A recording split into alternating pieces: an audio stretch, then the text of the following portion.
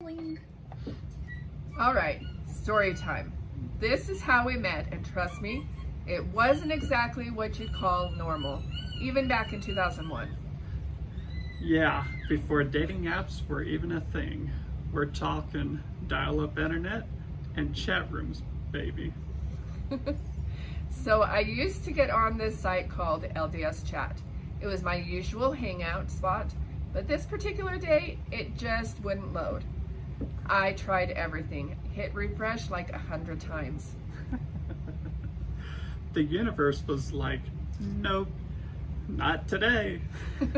Exactly. So, a little annoyed, I decided to try LDS Talk instead. Not as many people used it, and I wasn't expecting anything exciting. But that's where I was hanging out, under the highly original and mysterious username Little John. Mysterious? You made it sound like you were part of Robin Hood's gang. Hey, I stand by it. Strong, silent type. Anyways, he clicks on my name and starts talking. One of the first things he asks is, what does grapple mean?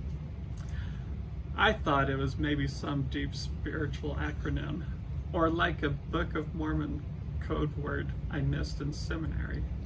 Nope, just me being a teenage girl with favorite colors. I told him it was the first 3 letters of green and the last 3 letters of purple. Simple as that. I thought it was clever. Definitely more creative than Little John. We ended up talking for hours, literally hours. We hit it off so fast, I found out his name was Michael Cheney, and he was 24 years old. Man, I was old. He was kind, funny, and honestly, we just clicked. But then, right as things were starting to get good, poof, I disappeared. Just gone. I had no idea what happened. I tried messaging him. Nothing. I didn't know if he ghosted me or what. I almost deleted his number, but something stopped me. After our long late chats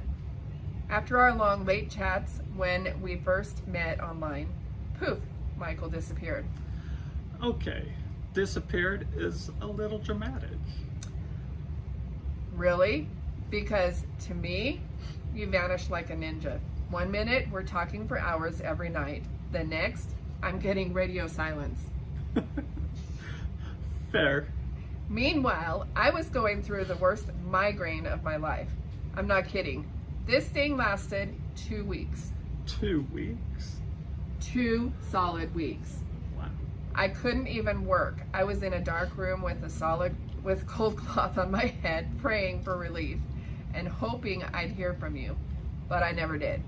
Man, that timing was brutal. I kept trying to call him. He'd given me his phone number before we lost contact, so I dialed it so many times. But the only person who ever answered, his cousin Nick. Oh, Nick.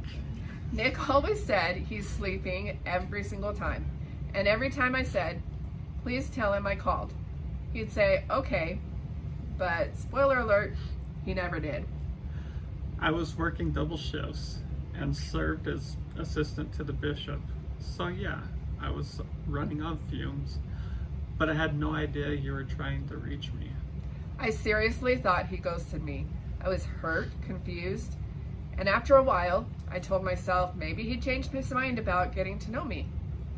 I was this close to deleting his number and email. You almost deleted me? Almost, but something stopped me. I couldn't do it. I didn't know why at the time, but I just had this feeling, like I needed to give it a little longer. And then? Then, on November 6th, 2001, I finally got through. He answered. That call, oh man, we were on the phone forever. It was exactly what I needed. That day was really hard for me. It was the anniversary of my grandma Pickens passing 12 years earlier. I was already emotional, but hearing your voice again, it turned the day around completely. It felt like no time had passed. We just picked right up where we left off. And by the end of that conversation, we decided we wanted to meet in person. And here's where the story gets really fun. So I told my mom, and she went to ask my dad if he would be willing to drive us all the way up to Provo, Utah to meet him. Now, from what I've heard, this was not a guarantee. Not even close. I totally expected him to say no. But then he surprised us all. He said I would. Mic drop, my dad was in. And just like that, this internet chat turned into a real life road trip. We'll tell you all about that in the next episode. So if you've ever had a migraine, been ghosted, or were saved by divine timing, you'll want to stick around. This is Shenanigans, powered by chaos. 10 hearts, one house, infinite shenanigans.